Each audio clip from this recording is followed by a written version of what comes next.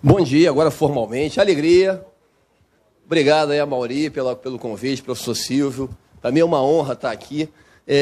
O nosso tema hoje vai ser... Eu participei do primeiro, né? Não participei do segundo, mas a Mauri não me chamou, mas dessa vez ele convidou e eu venho com o maior prazer aqui. É sempre uma alegria estar em Ribeirão Preto. Estive aqui há 3 semanas, fazendo 2 sábados de trabalho no MBA, no ótimo MBA do Mauri de Gestão Tributária. E essa apresentação, chamada Reforma Tributária, é o tema só. Eu botei mais umas palavrinhas ali, eu sei que não está isso no folder, mas eu gosto de colocar.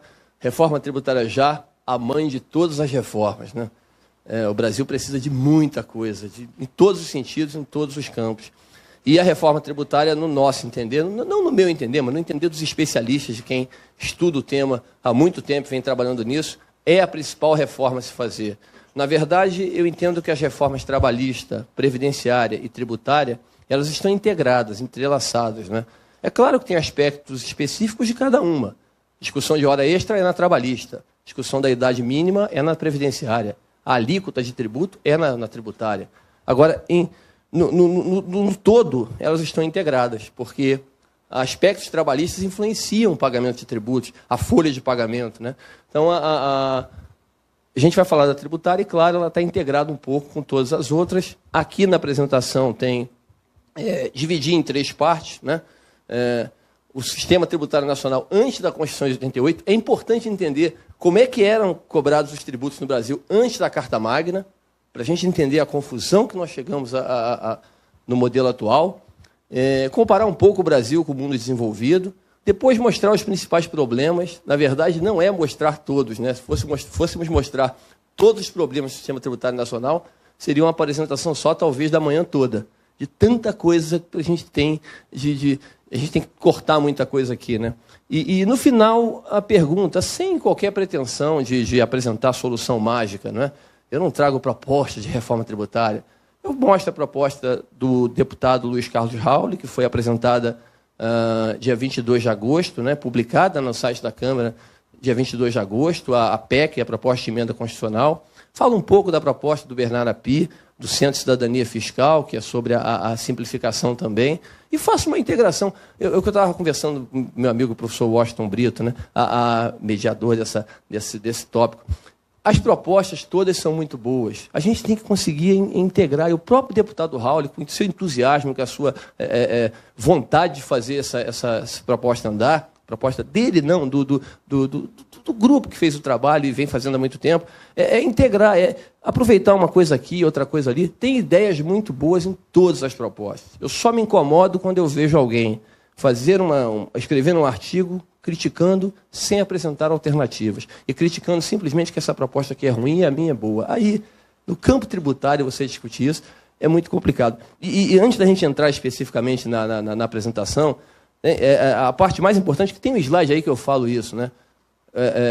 Se perguntar aqui a todos nós, até porque essa audiência qualificada aqui, cada um tem uma ideia, pode ser diferente, uma ou outra vai convergir. Mas a gente tem que pensar sempre o seguinte, temos vários quintais, cada um tem o seu quintal pessoal e de empresa, quem tem atividade empresarial. E tem a floresta, né? A gente está tentando reformar o processo todo, mexer na estrutura da floresta. Se cada um pensar que a mexida na estrutura da floresta tem que fazer com que o nosso quintal permaneça do mesmo tamanho ou aumente, não vai dar para fazer nada. Não vai dar para fazer nada. Eu não posso perder meu quintal todo, porque eu tenho que continuar aqui.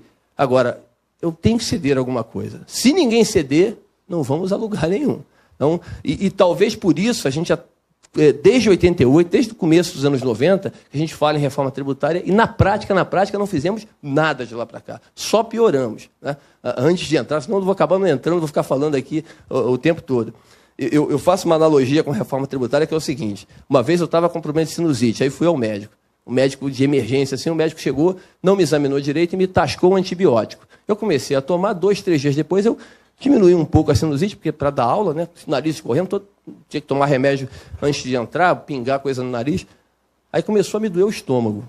Aí eu voltei e procurei um outro médico, vai ter que tomar o Antac. Aí me passou um remédio para o estômago. Aí eu falei, eu continuo tomando da sinusite, mas agora estou tomando um para o estômago. Aí começou a me dar dor na perna já é invenção. Aí começou a me dar dor na perna. Obrigado. Aí fui num outro médico, eu continuei tomando da sinusite, o Antac para o estômago e agora um remédio para a perna. Quer dizer, é o modelo tributário. Você identifica os problemas, né? Em vez de eu procurar, entende isso aí, isso é alergia, pode ter medicação, vacina ou até a cirurgia. Tem que tratar a causa, não o efeito. Eu fui tratando o efeito. Aí piorei o estômago, aí tratei o efeito do estômago, piorei a perna. E conclusão, no final, eu estou com o corpo todo danificado. Cheio de problema. Não é o caso real. Mas é mais ou menos o nosso sistema tributário. Ele foi piorando, piorando, piorando com medidas paliativas e hoje a gente tem esse problemaço aí para resolver. Tá? Então, cadê aqui? O que a gente pretende fazer aqui são 28 slides. Essa apresentação completa. No final eu dou o endereço eletrônico aí. Tem 85 slides. Está lá no endereço eletrônico do IPEC. Eu pedi para colocar ontem, lá devem ter colocado. Eu não vou... 28 slides já é uma irresponsabilidade de trazer para um evento de 1 hora e pouquinho. Mas 85 menos ainda. Então eu condensei, apertei tudo que eu pude. Na verdade tem 23, que tem os de entrada, de saída e os de passagem. Tem 23 slides, tá bom? Alegria, vamos lá. O que seria um sistema tributário desejável, né? Ideal? Não tem mundo ideal. Mas o que seria um modelo desejável? Seria isso aí. Simples, eu tenho que entender, é o que eu escrevi no livro lá na primeira página, né? Entenda o quanto você paga de tributo, de imposto, porque paga e para onde vai o seu dinheiro. Eu tenho que entender, eu, empresa, eu, pessoa física, preciso entender o quanto eu pago, por que eu pago e para onde vai o meu dinheiro. É muito importante entender isso, né? Deve ser progressivo. Quem pode mais, paga um pouco mais. Quem pode menos, paga um pouco menos, né? Você tem uma família, uma pessoa está com um problema, vamos ajudar. Como é que é essa ajuda? Tem 10 pessoas na família com rendas diferentes. Aquele que tem renda maior dá um pouco mais, né? Um parente casou lá, aí quem tem mais dinheiro dá um bem maior. Aquele que ganha um pouquinho menos, eu dou só uma cafeteira. Sim, o outro pôde dar uma geladeira de presente. É assim que faz. Na tributação, a lógica deveria ser essa. Quem tem maior capacidade contributiva deve pagar um pouco mais, né? Então, isso seria um modelo, não é ideal, mas desejável, de acordo com a sua capacidade. E neutralidade. Eu não tenho que instalar minha empresa em Ribeirão Preto porque tenho benefício tributário. Eu não tenho que instalar, emplacar meu automóvel em Curitiba porque eu tenho benefício tributário se eu moro em São Paulo.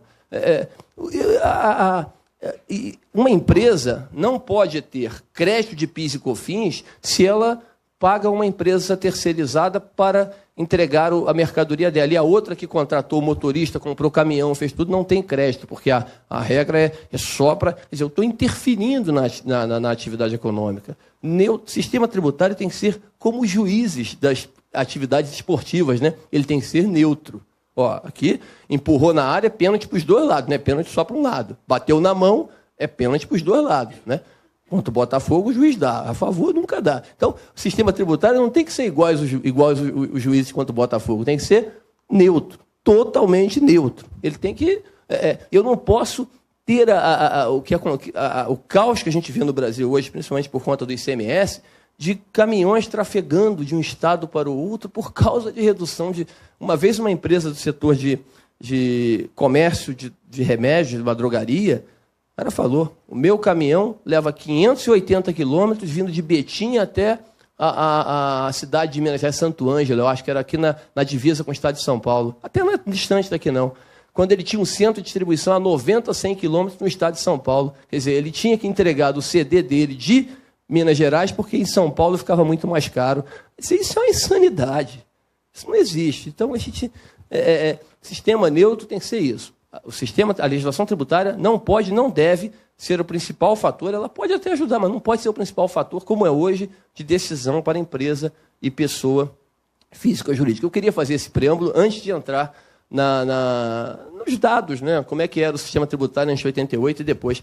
Eu estava até falando com o professor Washington, né? Eu venho fazendo essa apresentação em diversas instituições de ensino, no Rio e uma ou outra fora do Rio.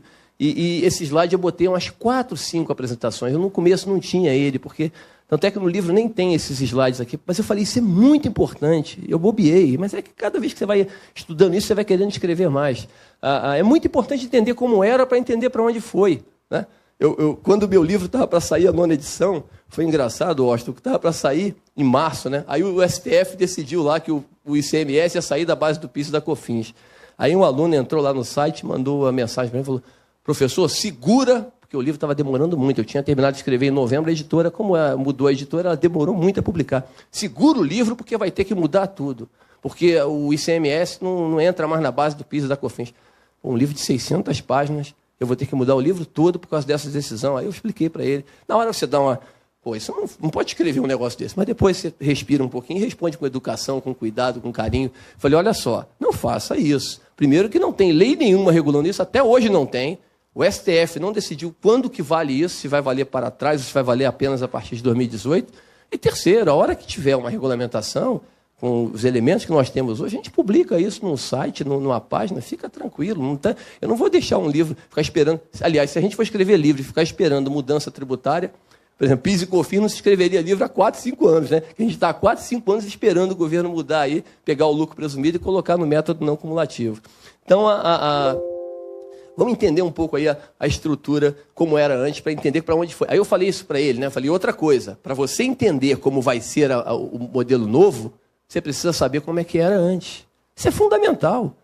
Você já sabe como é que é, mas não sabe como é que era feito. É bom saber como é que era feito. A União centralizava a maior parte da arrecadação, né? O Brasil do regime militar, e a gente herdou isso, né, até 88, ainda teve, mesmo quando terminaram os governos militares ali, você continuou com a centralização da arrecadação nas mãos da União. Os estados e municípios eles tinham um peso bem menor no bolo tributário, né?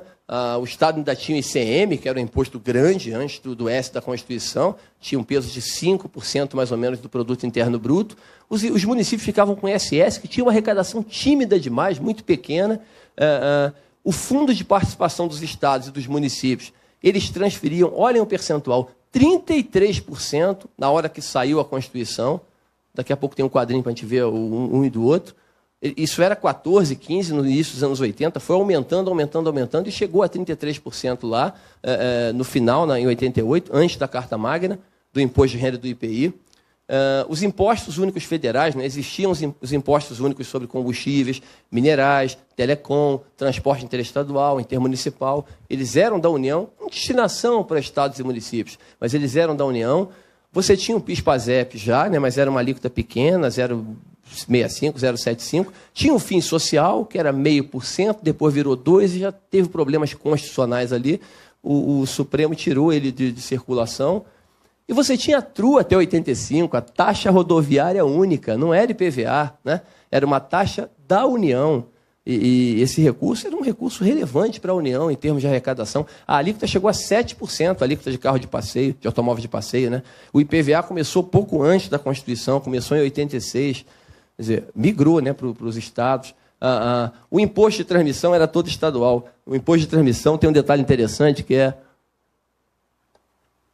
o seguinte: ao longo da história das Constituições, ele parece aquele personagem do Jô Soares lá com Eliezer Mota, né, que era o Batista, que era o Casa Separa. Porque uma Constituição bota um imposto só, a outra separa. O doação e o oneroso. Aí a outra junta, a outra separa.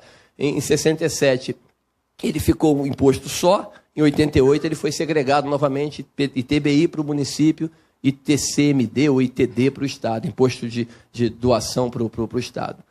E a carga tributária, ela era em torno de 24%. Se você procurar 88, 87, você vai achar 21, 22, 23, 25. A inflação dificultava muito esse trabalho, né? Mas, na média, ela ficava ali na faixa de 24% nesse período. Vamos avançar um pouquinho.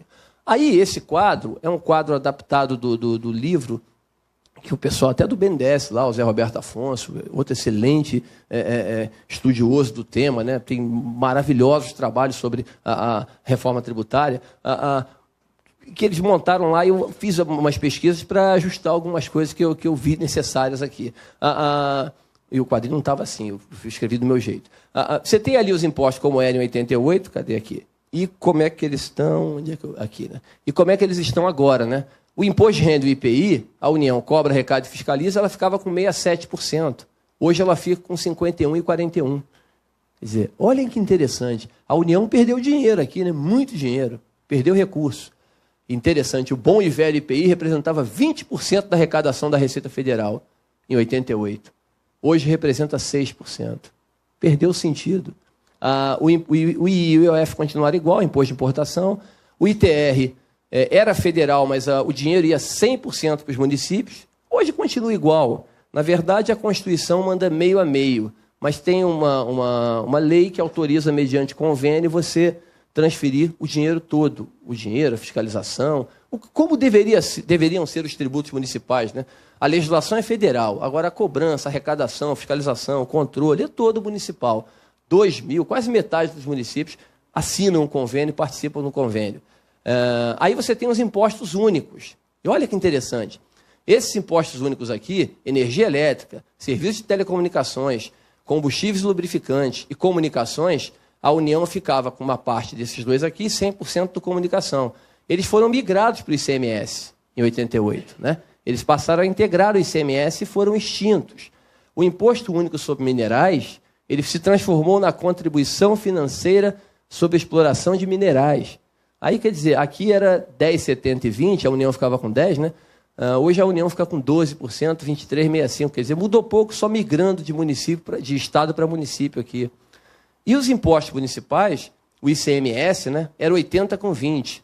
Com a Constituição, como o ICM ficou mais fortinho, ganhou o S, os municípios exigiram mais 5% e na Constituição eles colocaram 25% para os municípios. O IPVA ficou do jeito que estava, o ITD e o ITBI eles foram segregados aqui novamente, não é metade, né? O ITD estadual, o ITBI municipal. ISS e IPTU continuaram iguais. Mas o que a gente percebe dentro dessa tabela aí?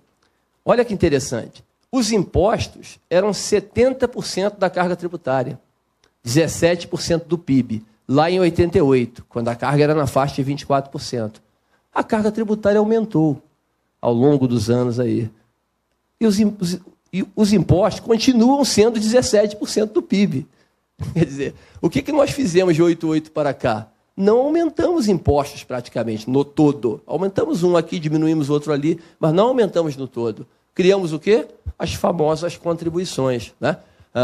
E aí é tratamento do efeito, né? Você foi tratando o efeito ali, o efeito tornou esse manicômio tributário, nas palavras do professor Paulo Rabelo Castro, de tantos outros especialistas, não foi ele que disse a frase, muitos já falaram isso, mas surgiram muitas contribuições, COFINS, PIS. O que é a COFINS? O que é a COFINS, professor Washington? É o ICMS. Vou vender uma mercadoria por 100. Né? Aí quanto é que é a alíquota de ICMS? 12%. Tem mais 3% de COFINS, lucro presumido. Por que você não cobra 15% de ICMS? Por que você cobra 12 mais 3? Não pode cobrar 15%? Não, mas é porque é seguridade. Aí dá vontade de perguntar, né? Cantinho da verdade. Você, deputado e senador que criou a Seguridade Social, você criou realmente para a Seguridade? Ele, sim.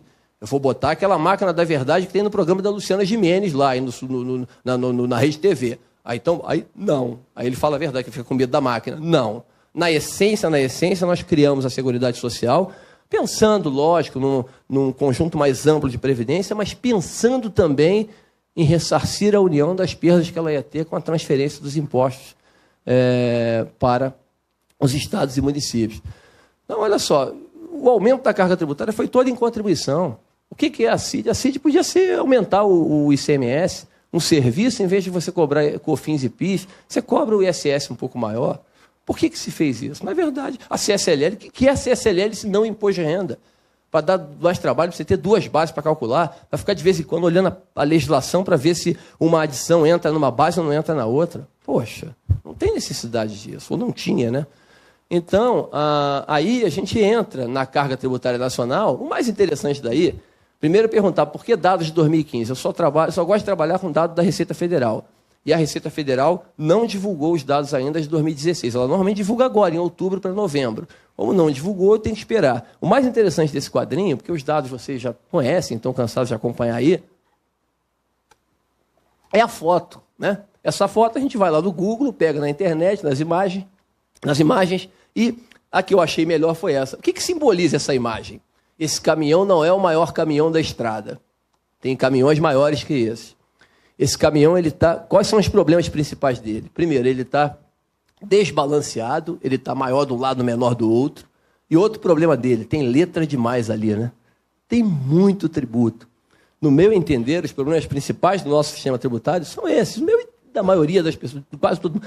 A multiplicidade de tributos e o desbalanceamento, a desorganização da nossa carga tributária. Ali tem letra demais, tem coisa ali que eu acho que nem se caracteriza como tributo, na verdade. Sigla que eu nem sei o que significa.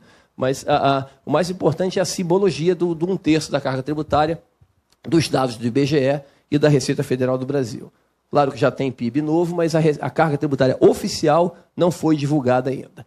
Aí, a divisão de tributo, né, é uma divisão clássica mundial, não é uma divisão brasileira, né? E a Receita Federal faz esse trabalho, ajudando a gente a entender e comparar o Brasil com o mundo. Consumo, renda e encargo social. Você tributa as empresas e as pessoas físicas nessas 3 esferas, né?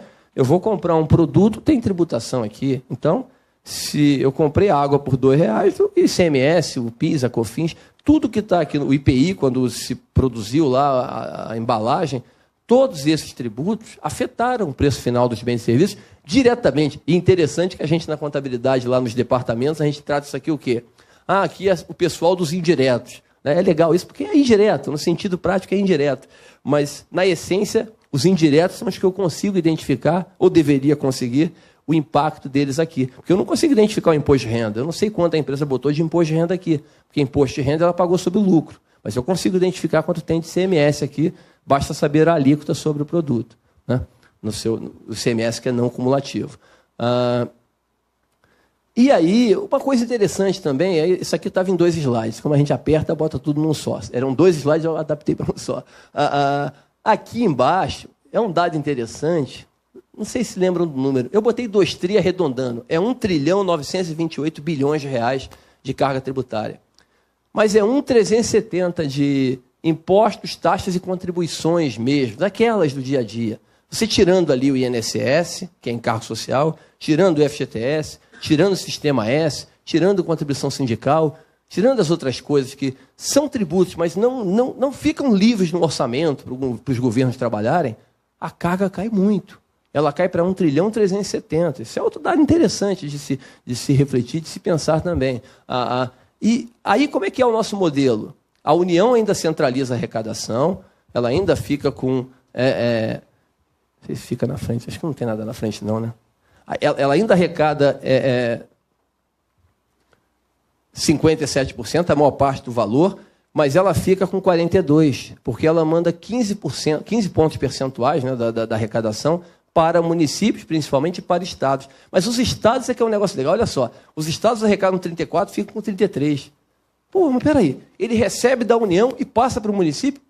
Não era mais fácil ele não receber nada da União e só passar um pouquinho para o município aqui? Sim, mas a gente cria o nosso modelo com elevado grau de complexidade, que ele recebe de lá, manda para cá, e a forma de receber e distribuir isso é extremamente complexa, bastante difícil de entender e sujeita, né, a problemas dos mais diversos, inclusive jurídicos. Estados, município processando Estado, isso é uma coisa terrível. O município processando o Estado é o contribuinte processando ele mesmo. Eu me processando e eu me julgando, porque eu sou o município, eu sou o Estado e eu ainda sou o órgão federal que vai me julgar. Quer dizer, quem mora na cidade, no Estado, logicamente, e no país, ele está processando ele mesmo e julgando o caso. Porque é ele que paga, porque tem que ter advogado, tem que ter apoio, entrar com uma causa contra o outro ente estatal, tem que ter alguém para entrar e alguém para defender, né? Isso é uma insanidade, isso é uma maluquice.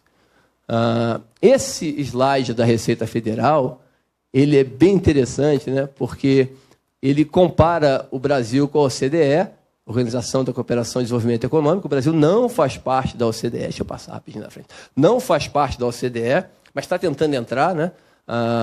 OCDE, basicamente, aqui é mais difícil enxergar, porque o slide da Receita é pequenininho. Aqui tem a Europa, basicamente, e Estados Unidos, Canadá, Nova Zelândia, mas, basicamente, principalmente a Europa que está aí. E o Brasil tem a 20ª maior carga tributária. Se comparar o Brasil com 29 países da OCDE, dos 30, nós somos o 20º, né? A gente estava brincando aqui no início. Se você fosse segregar em 2 partes, Ó, vamos separar o seguinte, os que tributam mais, os que tributam menos. 15 para lá, 15 para cá. Eu fico nos 15 para cá. Eu tributo um pouco menos. Eu estou É claro que isso não é padrão de comparação. Eu não vou comparar Brasil com Dinamarca, com Suécia, com tudo bem. Não é para comparar. Sistema tributário não tem que ficar copiando de ninguém. Cada um faz o seu e tem que aproveitar as boas ideias e ver as peculiaridades locais de cada um. Então, mas é um dado interessante. Mas quando a gente sai do espectro total, né, da carga tributária total, e vai para o detalhe, e vai para a segregação entre renda, consumo e propriedade, a gente vê o problema. O problema é que todo mundo detecta. Eu só estou transcrevendo aqui o que todas as apresentações de reforma tributária fazem. Olhem só os dados. Olha, os dados falam por si só, não preciso lê-los. Olha só. Uma coisa interessante, né? Nosso PIB é baixo. O PIB é pouco, né? É pequeno, é reduzido. Nós somos o 70º do mundo, o 30º na OCDE. Se estivéssemos na OCDE, dos 29, dos 30, seríamos o último. Então, parar um pouco com esse... O Brasil é muito rico. O Brasil tem muitas riquezas naturais, mas nós somos ineficientes. Temos que assumir nossos erros. Se a gente não assumir, a gente não vai a lugar nenhum. Somos ineficientes, precisamos melhorar a produtividade, precisamos melhorar os processos, precisamos melhorar muita coisa para que esse produto interno bruto cresça. Para a gente fazer reformas e todo mundo ganhar, porque não tem mágica, né? Ótimo de Pareto. Se um ganha, o outro perde. Só temos 10, eu e o professor Washington. Se não aumentou a renda, eu passo para 6, ele vai cair para 4. Não tem mágica. Ou ele passa para 6, eu para 4. Se a gente aumentar para 12, não. Pode ser que os dois consigam ir para 6, um vai para 7, outro para 5. Então, a gente precisa aumentar o bolo, né? Melhorar a nossa produtividade. Mas, voltando para a carga tributária, olha lá. A média do mundo desenvolvido é consumo 32 e renda 41. A nossa está aqui. Até o encargo social tem um pouco de distorção aqui, porque você fala assim, lá, o encargo social é 26%, e muita gente reclama do SESC, do SENAC. Eu mesmo sou um, eu não sou contra o Sistema S, mas eu acho que tem que se refletir sobre ele, né? Ele arrecada 17, 18 bi. Sistema S sem salário e educação. 3,3% lá do SESC, SENAC, SENAI, INCRA. 3,3%. Arrecada 17 bi por ano. Será que... mas eles prestam ótimos serviços? Sim. Com muito dinheiro, você presta sempre ótimos serviços. Sempre ótimos serviços. Eu não entendo nada de basquetebol, mas se o Botafogo, que entrou na NBB esse ano, me der uma verba de 500 mil por mês, 6 milhões por ano, eu vou montar um time de basquetebol que não vai cair, vai fazer uma participação boa ali e talvez vá para os playoffs. Ora, se você convidar o Hélio Rubens, que entende, entregar 70% dessa verba para ele vai fazer um time muito melhor do que o meu. Entenderam a lógica? A gente tem muito dinheiro, você bota qualquer um lá, você bota qualquer gestão nesses órgãos e ele roda. Ele roda. Agora, se você botar gerir adequadamente, você fatalmente vai gerir muito melhor com uma quantidade menor de dinheiro. E o encargo social tem um ponto interessante, que é o seguinte, a população do Brasil ainda é jovem. Estamos comparando com países com população muito mais envelhecida que a nossa e que tem uma arrecadação de encargo social, de previdência, muito maior. Então, esse negócio de ter 27% lá fora e a gente 26%, a gente está num padrão... Não está, não. A gente tem uma tributação muito elevada de encargo social hoje aqui no Brasil, proporcionalmente sobre a carga tributária. E patrimônio e renda aqui, a gente tributa pouco. Mas a pessoa física paga muito? Sim, a pessoa física salariada, que não tem para onde correr, paga muito. Mas no conjunto da obra, não é assim que se tributa no Brasil. A gente vai ver daqui a pouco, com um pouco mais de detalhes. Vamos adiante. Deixa eu ver, eu acho que depois você me ajuda aí com o horário para poder eu não... Tá tranquilo? Não, deixa eu botar o celular aqui, porque eu vou olhando pelo menos a hora aqui. Para ser disciplinado. Não, mas eu tenho que ser disciplinado, que eu me enrolo com o negócio de slides. São 28, eu vou controlando aqui. E na maioria tem um número embaixo. Aí, isso aqui é aquela brincadeira, né? As 10 mais... como tinha que reduzir, eu botei tudo num slide só. Para entender o processo, né? Nós temos os 10 tributos mais arrecadados. Mas o que é interessante chamar a atenção aqui? O ICMS é o primeiro, né? 75% para os estados, 25% para os municípios. Como é que a gente manda esses 25% para os municípios? Como é que é essa brincadeira? O município de Ribeirão Preto arrecada R$ 400 didaticamente de ICMS. Tá. Aí quem arrecadou foi o estado de São Paulo, não foi o município. O Estado cobra, arrecada e fiscaliza, manda R$100 para o município de Ribeirão Preto. Não, manda R$75 para o município de Ribeirão Preto, né, Mauri? R$25 ele manda para os municípios do Estado de São Paulo, conforme lei estadual. Aí vem um prefeito, troca o governador, o secretário de Fazenda vai e mexe na lei. Aconteceu isso no Rio de Janeiro, lá na época da Benedita. Arruma uma confusão danada. Como é que é a distribuição dessa parcela de R$25? Fernanda Stauber, ela fez uma dissertação corajosa, menina, sobre como Rio, São Paulo e Minas Gerais fazem essa distribuição. Não queiram ler, porque a gente desanima. O Rio de Janeiro, por exemplo, tem 7 regras diferentes. Quem tem mais árvore no município, quem tem mais criança em idade escolar, quem arrecada próprio mais. Aí você pega, didaticamente, tem 25%, 20% vai para quem tem mais árvore. Tá bom, aí Ribeirão Preto tem 10% das árvores do Estado. Aí dos 25% vai levar 2,50. Aí arrecadação própria. Arrecada 5% da arrecadação própria do Estado. Aí vai levar 5% dos 20%. Quer dizer, a regra é muito confusa. Eu tenho certeza que tem que ter muita gente para controlar esse processo de distribuição de recursos de ICMS. Isso gera ineficiência para caramba. Por que não manda direto o dinheiro? Para que essa confusão? O imposto de renda e o IPI, que vocês estão vendo aqui embaixo, como estava no primeiro slide, né? A União fica com 51% do imposto de renda. Cobra, arrecada, fiscaliza, legisla e fica com metade. A outra metade vai para os estados e municípios. O IPI, 41%. Né? O imposto de renda e o IPI deixaram de ser atrativos. Agora, como é que é essa distribuição para estados e municípios? O FPE é inversamente proporcional, 21,5%. O FPM, 24,5%, distribuído para os municípios. E o que acontece? Tem que distribuir. Eu não posso abandonar os municípios, mas tem que repensar isso. O Brasil tinha 4.200 municípios em 88. 4.200. Até 1975, não remunerávamos vereadores de cidades até 200 mil habitantes. Pouco mais de 100 cidades tinham mais de 200, menos de 100 cidades, perdão, tinham mais de 200 mil habitantes e só elas remuneravam vereadores e com valor bem menor do que é hoje.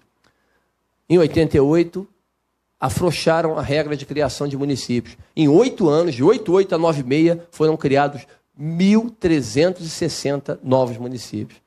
E de lá para cá, aí fizeram uma emenda, dando uma travada. De lá para cá só criaram 10. Em 21 anos criaram 10 municípios só. Em 8 criaram 1.360. Por quê?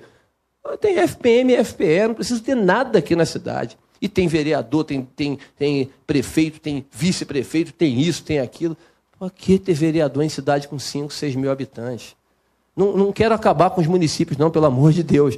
São José dos Gatos aqui tem sua autonomia. Sim, mantém São José dos Gatos. Agora, tributariamente falando, não tem que ter autonomia de gestão de tributos. Você tem que juntar essa turma aí nos 7, 8 municípios, 10 municípios, que dê uma população razoável e gerir aquilo ali em conjunto. Não dá para ficar brincando de Brasil, gente. Não dá para ficar brincando. Aí não adianta fazer reforma tributária com esses gastos todos. Mas a economia é pequena. É de pouco em pouco que você economiza, né? Quem tem filho em casa que liga a luz o tempo todo, a gente fala, desliga essa luz. Mas a luz gasta pouco. Desliga esse negocinho da net aqui, mas isso gasta pouco. Mas a conta, em vez de vir R$500, vai vir R$490. Já economizou R$10. Já economizou R$10. Então vamos fazer isso. Vamos economizar aos pouquinhos para a gente conseguir o todo.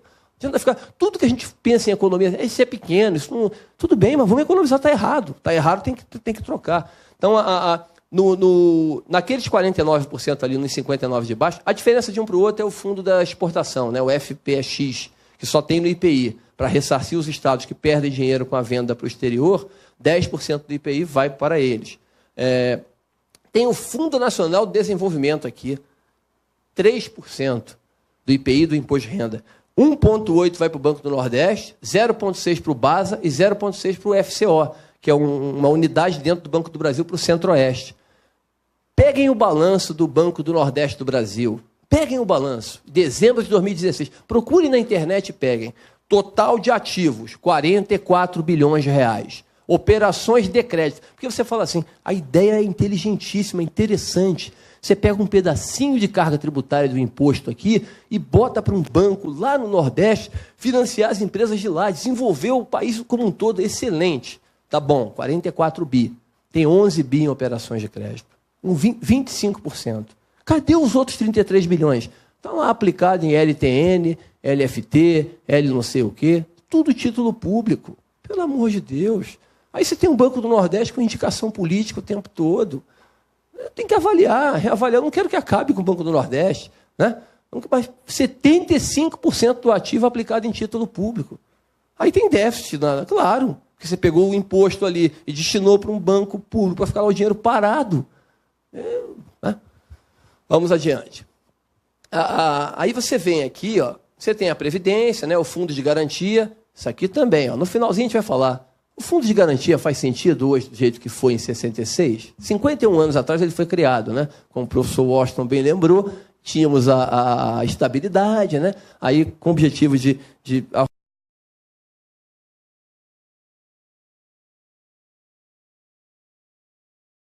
garantia com uma lógica muito... Mas faz sentido continuar do jeito que está. Do jeito que está. Você pegar R$2.000 de salário, você tirar R$160, legal. Talvez faça sentido. Olha, eu vou pagar R$20.000, R$30.000 a um executivo, um gerente que eu contratei aqui. Faz sentido eu pagar 30 mil ao gerente, ter que pagar, botar 2.400 na conta dele todo mês? Sei, tem que pensar. Eu não estou falando que não tem mais, mas tem que pensar. É isso que a gente quer. Será que a gente não pode repensar esse negócio? Arrumar isso? Porque isso onera a empresa. E não tem esse negócio de nenhum direito a menos, né? Como pessoal, nenhum direito a menos, nenhum emprego a mais. Não adianta, a gente tem que incentivar a empresa. É porque tem um primo meu que fala, nem um emprego a menos. Fala, sabe o que o empresário fala? Nem um emprego a mais, nem um direito a menos, nem um emprego a mais. A gente tem que incentivar a empresa, porque é a empresa que gera emprego e renda. Né? Então, por fim, aqui nos 10 mais, vocês estão vendo vermelhinho aqui, né? Não é muito bom de ler, mas é para diferenciar. COFINS, CSLL e PIS/PASEP. 200 mais 59 mais 53 dá 312. 312 bilhões de reais, exceto 30%. Ué, o que é 30%? O deputado, quando criou a COFINS, a CSLL, o PIS mais atrás, né? Mas quando criou essas duas contribuições, ele não criou para a Seguridade? Mas a maquininha da verdade mostrou que não, né? É a lei do Vampeta. O Brasil vive até hoje a lei do Gerson, coitado do Gerson, né? Fez comercial lá do Vila Rica e ficou marcado como a lei do malandro, do esperto, do que quer levar vantagem em tudo.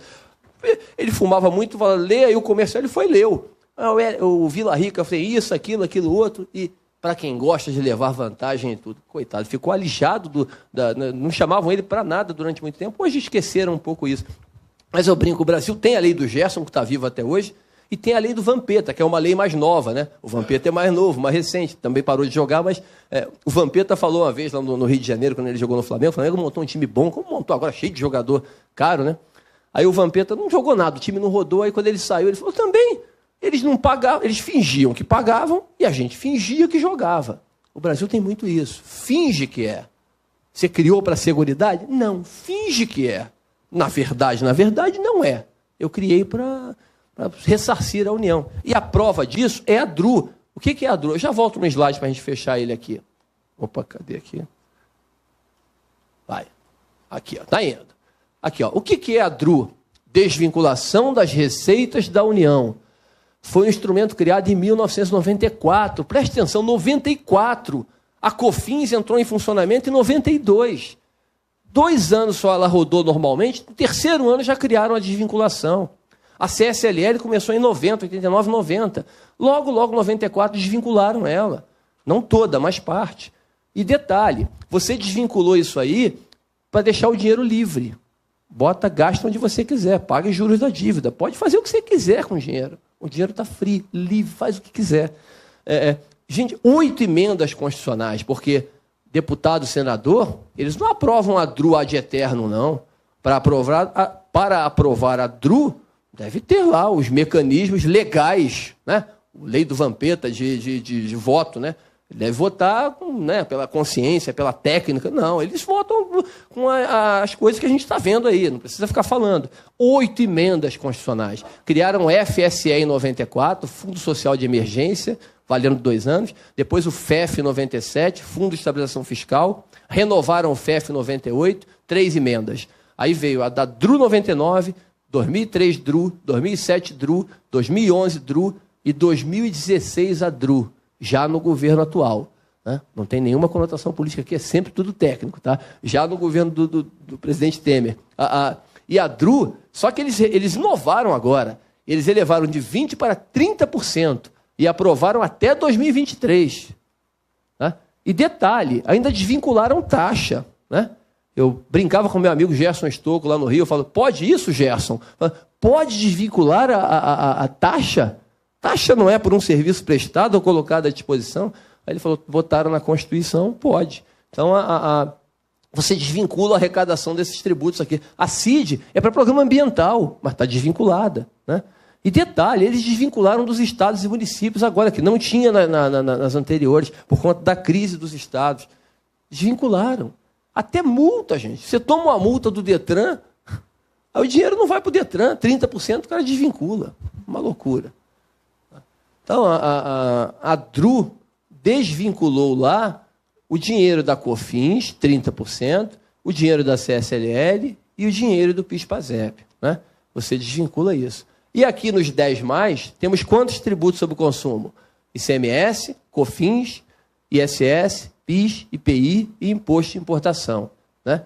E, logicamente, além desse, você tem alguns outros aí que não estão aí, a CID, né? Tem as contribuições específicas, aí, o IOF, né, parte dele é sobre o consumo, não está aí. Tem o Funtel, o FUST, o Condecine, aquela lá dos minerais, tudo isso é consumo. Tudo isso afeta o preço final dos bens e serviços. 85% da carga tributária está aí distribuído nesses 10 principais tributos. Vamos adiante. Estou na página 12 ainda. Parte 2. Essa contextualização inicial, ela é muito importante. E o que eu fiz aqui, meu Deus do céu? Deixa eu errar aqui, vai mais rápido. Pronto. Essa contextualização inicial, ela é importante para a gente chegar agora entender um pouco dos principais problemas. Né? Eu apertei bastante aí, porque tem muita coisa para trazer. Então, eu trouxe os mais relevantes e outros a gente vai comentando aqui aos pouquinhos, ou no final, pode falar na segunda parte. Bom, tem tributo demais. No Brasil, e sobre o consumo, então, nem se fala. E nós escolhemos aqui nos anos 60, na boa reforma tributária feita nos anos 60, foi muito boa, mas talvez a gente tenha pecado naquela divisão de ICMS, ISS e imposto e IPI, né? Um federal, um estadual e um municipal. O IPI ficou por fora, o ICMS e o ISS ficaram por dentro. E depois, com as contribuições, elas foram cobradas por dentro. A gente tem a tributação por dentro, um processo extremamente complexo. Por quê? Você bota o tributo por dentro, é um tributo sobre o outro. Né? E, logicamente, que cada um vai cuidar do seu quintal. As pessoas vão buscar o seu espaço. Não estão erradas nisso aí. E aí, o que aconteceu agora? O Supremo já tinha feito isso para a importação, fez isso para o mercado interno.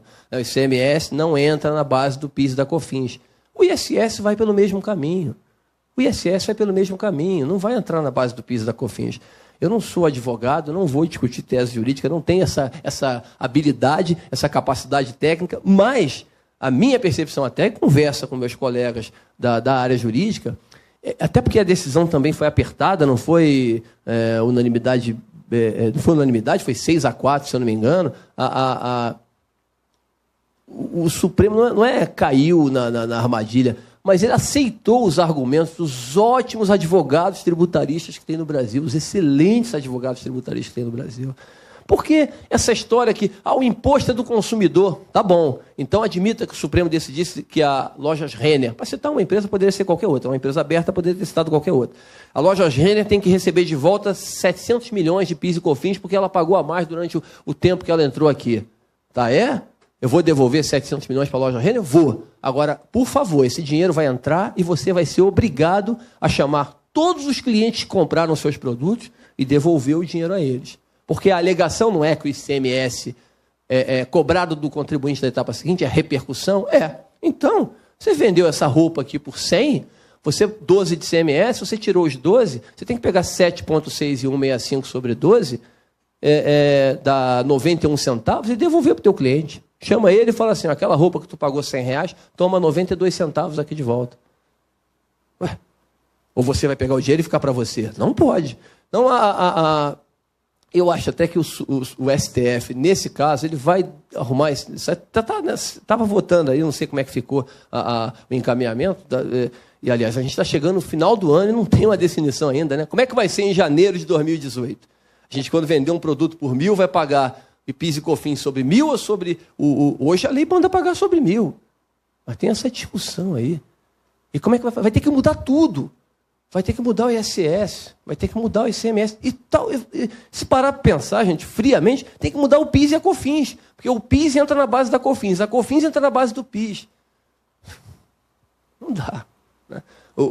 Não está aí, mas o ICMS, né, ST, o Supremo também decidiu, acho que foi em setembro, que se vender mais barato, você tem que devolver o dinheiro para o contribuinte. Justo. Logicamente que o Estado vai querer fazer o contrário também, né? Se vender mais caro, você me paga a diferença. Ou seja, o ICMS-ST vai virar o quê? Retenção na fonte.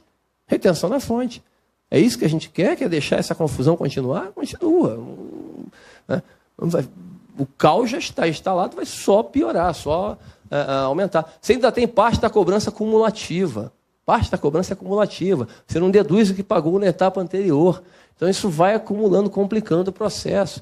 Se você pegar uma latinha de Nescau hoje, comprou R$5 no supermercado ali, e falar assim, quanto tem exatamente de tributo? Pode pegar lá, o IBPT estima que tem tanto, porque ninguém sabe. Por que ninguém sabe? Pô, mas a alíquota do ICMS é 18, PIS e COFINS é 9,25. Tem 27% e 25%. Não tem. Não tem. Porque quem vendeu a lata pode estar no lucro presumido. Você imagina, alguém vendeu a lata, está no presumido, esculhambou tudo. Porque o cara que vendeu a lata pagou 3, né, de COFINS, eu tomei crédito 7,6 e já mexeu no processo todo, já não sei mais. Perdi a conta. Perdi a conta. Né? Na importação, né, acontece isso aqui que vocês estão vendo. Olha só que... E eu peguei dados oficiais, né? Pelo menos há um tempinho, não sei se mudaram. Olhem só que loucura. Não é só a alíquota que, teoricamente, é muito alta, embora parte desses tributos aqui podem ser recuperados, né? Mas você compra uma máquina por 1.000, ela sai por R$ 1.781, 78% a mais. Agora, como é que funciona isso? Primeiro, você paga o imposto de importação, 18%. Depois, paga o IPI, cujo imposto de importação vem dentro, 118%, 10% de 1.180. Aí, PIS e COFINS. PIS e COFINS de 2014, eles arrumaram a casa, porque a fórmula de PIS e COFINS na importação, professor Amauri, eu não tinha coragem, isso me salvou, porque eu tinha um medo danado de um aluno em sala de aula me perguntar assim, como é que calcula PIS e COFINS na importação? Eu falei, meu Deus, não sei. Eu uma vez perguntei, eu falei, olha, pega essa fórmula aí, bota no Excel e faz a conta, porque eu não sei como é que calcula. É muito confuso, é uma fórmula que foge da minha capacidade intelectual de conseguir entender. Não é para você tirar o ICMS de dentro, tirar o imposto daqui, foi uma confusão danada. Eles arrumaram. Não pode mais na base, a base tem que ser o valor aduaneiro, maravilha. O que fez a Receita Federal? Imediatamente. Olha essas alíquotas aqui. Nós conhecemos, aqui é a turma do ramo, né? A gente conhece. Ué, essas alíquotas não são as que eu conheço. 2,1 e 10,65, dá 12,75. Sim, era 9,25, eles aumentaram 3,5 pontos percentuais e resolveram o problema. O meu crédito, então, o teu crédito é 9,25. Você compra, paga 12,75, mas toma crédito de 9,25%. Oh, arrumou a casa. É o que vão fazer agora no PIS e COFINS aí. Já estão pensando como é que vão aumentar a alíquota. Ainda tem o ICMS. Só que o ICMS é maravilhoso, né? Porque é por dentro. É por dentro. As chances de alguém fora da área contábil tributária entender isso acaba aqui. Porque aí você fala, não, aí você tem que fazer o contrário. Você tem o 20%, mas você tem que chegar a esse número aqui, ó, 1.425, que é somando o preço mais os impostos, os tributos todos. Aí você faz a conta de trás para frente, que a gente chama o GROSSAP, faz a conta de trás para frente, chega ao valor total, aplica 20%, aí chega a 356, que é o valor do ICMS. né? A regrinha de 3 aqui. Eu quero cobrar 78%, eu acho muito, mas eu quero cobrar 78% da importação de máquina. Cobra um imposto só, pô. Chega por... Você vai pagar 78% quando você importar uma máquina, mas fazem isso aí. Fazem isso aí com o contribuinte. A gasolina, eu moro no Rio de Janeiro, tenho que trazer o exemplo do Rio de Janeiro. Aqui em São Paulo é menor, porque a alíquota aqui é bem menor de CMS. Mas eu tenho que trazer o exemplo do Rio. Você para no posto e bota R$100 de gasolina. R$4 o litro. Está difícil encontrar esse preço. Esse preço já está um pouquinho mais caro que isso. Mas vamos deixar os R$4 aqui. Porque tem que ser preço, porque PIS, COFINS e CID são por litro, né? Você paga isso aqui de tributo, ó, 56%. Aí o professor Washington fala, eu concordo que é 56%, que eu dei 100 e o cara falou que tem 56 de tributo ali. O Mauri fala, Washington, pensando bem, se eu comprasse a gasolina sem o imposto, seria 44%. Aí o cara botou mais 56%, então é, né, 129%. Se eu estivesse comprando lá na Flórida, alguns estabelecimentos comerciais, eu iria pagar aqui o produto, peguei gostei desse negócio aqui, $100, pegou a nota, foi lá pagar, o cara 108%. É por fora, como devem ser os impostos sobre consumo, para ficar claro para você, quer esse computador aqui? $500, aí você vai pagar 540. Pô, o tributo não, isso aqui é o imposto sobre o produto, 8%. Você vai pagar mais 8%. O produto é 500, o imposto é 40%. Muitos fazem 540 para você não ficar tendo esse trabalho todo, tudo normal.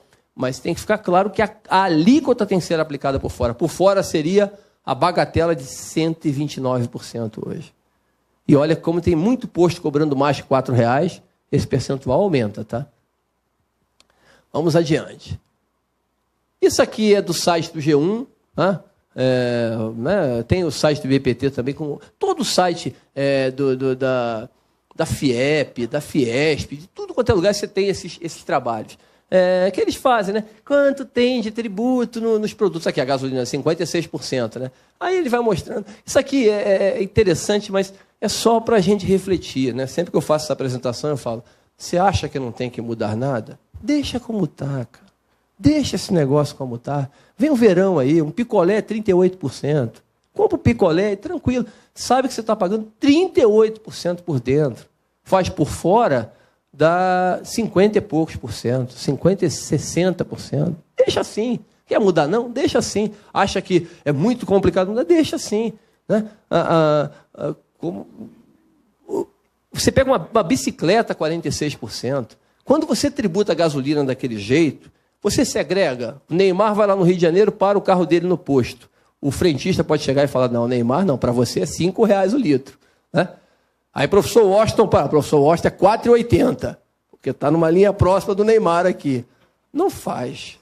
Não vai fazer isso com o professor Washington. Né? Aí parou o Zezinho lá com o carrinho dele, tudo esculhambadinho, e falou, bota os 25 litros, mas é o mês todo, hein? Essa gasolina não é batizada não, né? Porque esse carro tem que andar o mês todo com esses R$25 aqui. Qual é o seu salário, a sua remuneração? Eu ganho 2 mil por mês. O carrinho, eu não posso cobrar dele 3,50. Eu tenho que cobrar os mesmos R$4 que eu cobrei do Neymar, do professor Washington, de qualquer pessoa que parou no posto. Isso é injusto. Isso é injusto. Mas eu acho. Muitos acham. Aí vamos para a pessoa física, né? Tributação de renda. Alegria. Você está maluco, dizer que a tributação é baixa, né? Eu fico insano com isso. Não. 4 pessoas físicas. Só para entender, salário mensal, tá? E aqui eu considerei 20% de dedução nos 2 primeiros salários, que é o desconto simplificado, e no salário maior de 20 mil eu considerei 15% de deduções diversas, R$3.000. Só para quem quiser fazer a conta, pode fazer para confirmar depois, me ajuda. 3 mil de salário, eu pago R$37 de imposto, 1%. Pô, gostei desse modelo, legal. Se eu dobrar o salário, eu pago 450, 7,5%. Pô, que coisa interessante. Isso é progressivo. O salário vai aumentando a porcentagem. Cada um paga de acordo com o que pode. Ganhou 20 mil, paga 3.700, 18,5%. Justo. Aí você distribui dividendo. Aí é zero. 200 mil, 100, 500, 1 milhão, 3 milhões. Zero. Mas a empresa é entidade empresarial. prestou serviços, fez locação, vendeu, comercializou mercadorias, industrializou mercadorias. É atividade empresarial. Se não é atividade empresarial, não era para ser empresa. A empresa tem que diminuir a tributação de empresa. Isso é outra discussão. Agora, o que aconteceu no Brasil? Olha lá. Quem recebia dividendo em 2007 dava 4% dos declarantes. Dos 25 milhões de declarantes, tinha 1 bilhão de recebedores de dividendos. Em 2015, que é o último dado disponível da Receita Federal, tem 8,8%. Eu não estou botando o número absoluto, não. 2,5 milhões de pessoas. Você dobrou a porcentagem. Todo mundo está em PJ, né? Ontem um colega da auditoria falou, a empresa que eu fui lá auditar tem um empregado. Aí eu falei, mas tem 50 pessoas trabalhando. Não, todo mundo é sócio. Porque a tributação é muito alta para a empresa e para a pessoa física. Então, todo mundo... Aí ele falou, quem é a única empregada da empresa? É a recepcionista. É a única empregada que fica na porta, na entrada. O resto, todo mundo é sócio. Quantos minutos eu tenho? 15 minutos? Está dentro da regra. Vai dar 18, são 20. Vou chegar lá. Vou acelerar aqui um pouquinho. Tá? Então, é muito importante ver esse número para ver onde é que nós chegamos. Aí, esse slide aqui, eu tirei todos os outros, deixei um só, porque não dava para trazer muita coisa. Né? Esse slide, ele é revelador. Olhem só. Rendimentos tributáveis, rendimentos isentos. Dados de 2015, tá? E aí, em salário mínimo, eu adaptei para 17, tá bom? Então, aqui o que acontece? 27 milhões e meio de declarantes, rendimentos tributáveis, 1,5 trilhão. Rendimentos isentos, 800 milhões. 1/3, 2/3. 1/3 isento, 2/3 tributáveis. Aí você está conversando, é justo, porque as pessoas de menor renda têm que ter uma parcela maior isenta. Quem falou que menor renda é isenta? É só ver a tabela da Receita Federal. Isso não é a tabela da Receita, eu adaptei. É só ver. Vê a porcentagem que tem de isento e tributável aqui. Isento é quase nada. Vê aqui, está aumentando. Vê aqui, está aumentando, está 25%. Vê aqui, está ficando 1/3. Aqui, já é metade. Quase metade. Aqui, o dobro. E aqui, um monte de vezes mais. É isso. Deixa como está. A tributação final é 6,1% da renda. 6,1%. Né? Aqui é progressivo. Vai na progressividade. Tem distorções aqui dentro, tá? Mas não dá para ficar fazendo tabela enorme, senão não daria para trazer aqui. Mas vai aumentando. Aí começa a cair a partir daqui. A partir de um determinado nível de renda, começa a cair. Aí você vai ver, em 2014 e 15, a Receita abriu por centil, né? Ela pegou os 27 milhões e 300, tirou 200 mil, que ela não conseguiu apurar os dados, e botou 100 centis de 273 mil pessoas por cada centil. E aí ela abriu os dados ainda mais do que ela tinha aberto. E a gente tem essa informação aqui. Ó. Podem procurar lá que vocês vão fazer exatamente essa conta. Até o centil 73, se eu não me engano, tem 23 milhões e 700 mil pessoas. Renda líquida, aí já é líquida. Até 10 mil reais. Esse é o número, 9886. O total de bens das pessoas físicas é 6 trilhões e 400. Bens menos dívidas, tá? Se fosse dividir todo mundo igual, seria 235 mil. Não é para ser assim, é só para entender. Seria 235 mil na média. Os bens das pessoas físicas, eles cresceram 0,1%. Foi um ano muito difícil, né? 14 para 15, então não crescemos em bens. Nossos bens continuaram do mesmo tamanho. Mas, claro, um aumentou, o outro diminuiu. Tá, mas vamos entender isso no extrato, na renda. Olha lá. A renda até 9 mil perdeu 8,9%. Na média, essa conta é média. É claro que alguém aqui ganhou e muitos perderam. Mas isso aqui é média. Na média, o brasileiro com renda mensal até 9,886, qualquer tipo de renda, ele diminuiu seu patrimônio em quase 9%. E a partir daqui o patrimônio subiu. Deixa como está. Não quer mudar, não? Deixa como está, cara. Cobra 45% na bicicleta, 100 e tanto na gasolina, 35, 40 na conta de telefone, 50 na conta de energia. Deixa como está. Se a gente acha que é complicado demais mudar, deixa como está, pô. Não consigo fazer. Declaramos a nossa ineficiência e vamos embora, vamos tocar. Até onde vai, né? Até onde caminha esse negócio. A floresta vai ficar irrespirável uma hora, mas vamos ver até onde vai. Até onde vai dar para eu respirar, mesmo com o meu quintal aqui cada vez maior. Vamos lá, com os 10 minutos que eu tenho finais aqui, né, Mauri? São 10 horas, 10 e 15. 10 e 15, pode? 10, 15 minutos. é possível construir um modelo tributário eficiente no Brasil? Eu já respondi aqui. Sim, é possível. Não fui eu que respondi, não. Bernardo Apide respondeu, Luiz Carlos Rauli, o Zé Roberto Afonso, todo mundo, o Gobete do IPEA, Rodrigo Oraí, todo mundo que estuda isso com muito mais capacidade técnica que eu, com muito mais refino do que o meu, todos eles passam pelo mesmo caminho. Não é proposta minha. Né? Sim, mas o caminho passa por isso aqui. Ó. Não tem mágica. Mais impostos para a pessoa física. Não, sim, mais impostos para a pessoa física, menos impostos para a pessoa jurídica. É assim que tem que ser. Porque a pessoa jurídica é que faz a pessoa física melhorar a sua renda, que ajuda, contribui mais. Né? Alguns quintais serão reduzidos, mas a floresta ficará melhor para respirar. É muito importante essa reflexão antes de entrar nos detalhes aqui. Vamos ver a proposta da CETRIBUT, Comissão Especial lá da Reforma Tributária. Já apresentadas na PEC, tá? Já apresentadas na PEC. Eles criam o IBS. O que é o IBS? Imposto sobre Bens e Serviços. E acabam com 8 tributos. Com todos os tributos sobre o consumo, quase todos eles, incluindo o salário e educação também. Seria o IVA, né? Não cumulativo, legislação unificada, cobrado numa Secretaria Nacional de Fazenda, chamado Superfisco Estadual. A ideia é boa, tem que refinar, mas o negócio não é simples, não. Além do IBS, criaria um imposto seletivo. Ou você paga IBS ou você paga o IS. O IBS, a proposta da CETRIBUT, é não cumulativo, ao longo da cadeia. O IS é cumulativo, uma vez só. O IS seria aqueles antigos impostos únicos do início da apresentação, né? Petróleo, combustível, energia. Aí ele botou algumas coisas a mais aqui, mas seria para esses produtos aqui. O IPVA sobre embarcações e aeronaves, pessoal que tem barco quica toda vez que você fala disso, toda vez que você fala, comenta, senta nas páginas, nossa, eles atacam, e né, as redes sociais permitem isso, atacam com uma volúpia e com absurdo tributar barco, o barco tem muito imposto na hora que compra. Sim, o carro também tem, e se tributa carro, automóvel, se tributa o automóvel. Mas o barco, o automóvel polui a rua, e o barco polui a Bahia, polui o mar, polui o rio, a lagoa, onde ele fica ali. Por que você não quer pagar? Então, entendeu? Cada um cuidando do seu, não se vai a lugar nenhum. Então, tem várias emendas para isso, antes dessa do Raul, várias, e nenhuma delas foi adiante.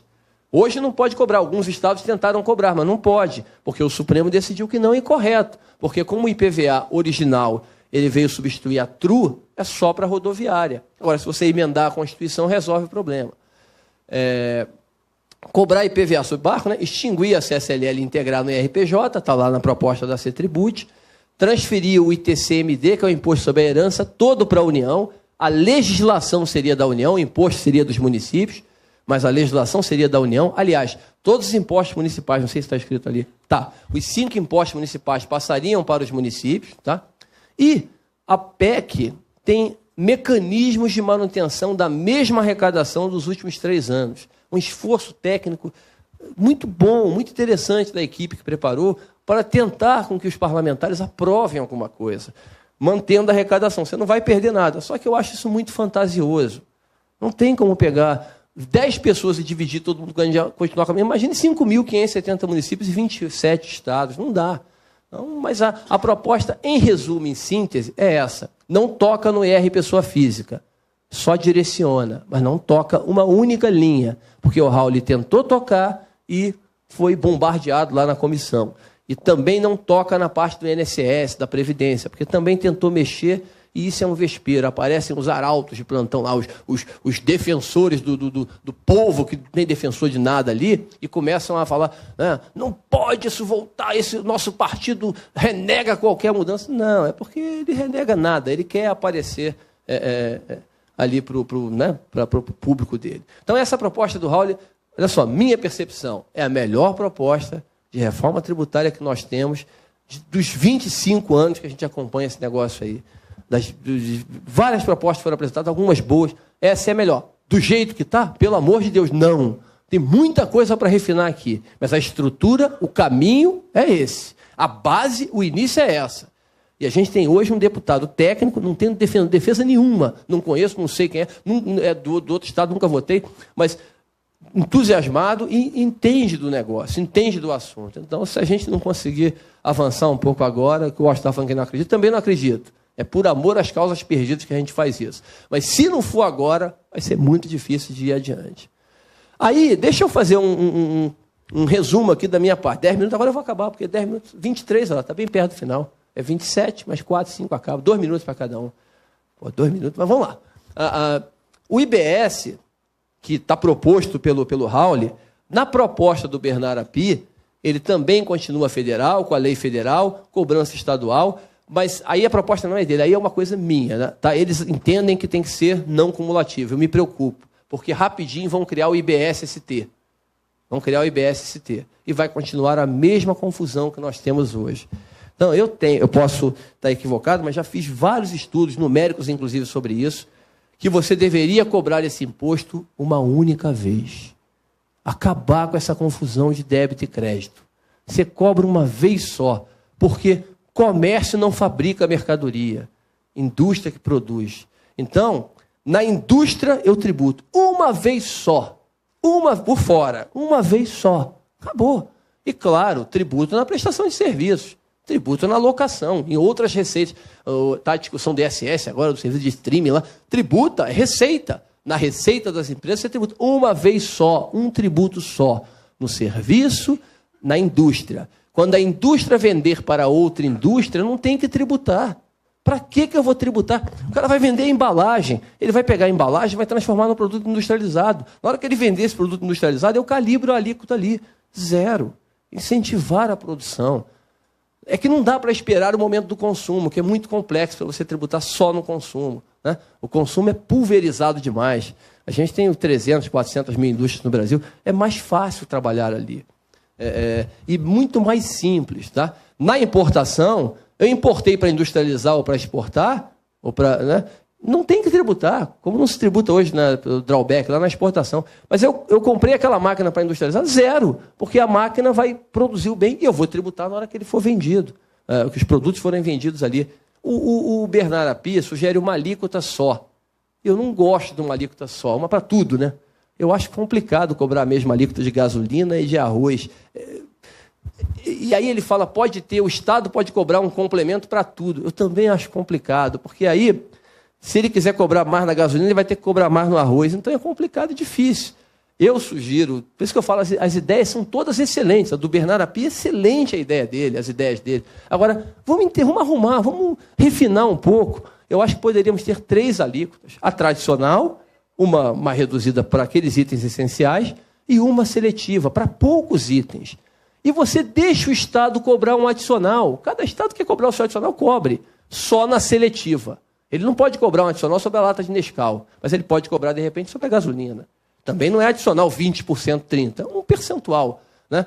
E é interessante que, na distribuição do dinheiro, você dá para fazer umas contas ali, para manter mais ou menos o padrão de hoje, você distribuiria 90% automaticamente entre os estados. O Bernard Api sugere distribuir tudo para o destino. Eu acho que dá para mesclar, dá para fazer 1/3, 2/3. Acaba essa confusão interestadual. Eu não quero saber de alíquota interestadual. A alíquota é aquela unificada ali. Eu vou vender para outro estado, eu vou aplicar a minha alíquota aqui. E o dinheiro vai 1/3 para o município, 2/3 para o estado. Aí distribui uma porcentagem lá para o de origem, outra para o de destino, e acabou. Na apresentação completa tem esses detalhes lá. Automático, sem discussão. Né? E, logicamente, você tem que destinar um percentual para aquele antigo FPE, FPM, né? Para você ressarcir, ajudar aqueles municípios que não têm indústria, que não têm muita prestação de serviço. Eles têm que receber. Essa percentual aqui seria no PIB ao contrário, né? O PIB tributário. O PIB tributário é o quê? O que eu arrecado dividido pela minha população. Quem tem um PIB tributário pequenininho recebe mais. Quem tem PIB tributário maior recebe menos, como é mais ou menos hoje o FPE.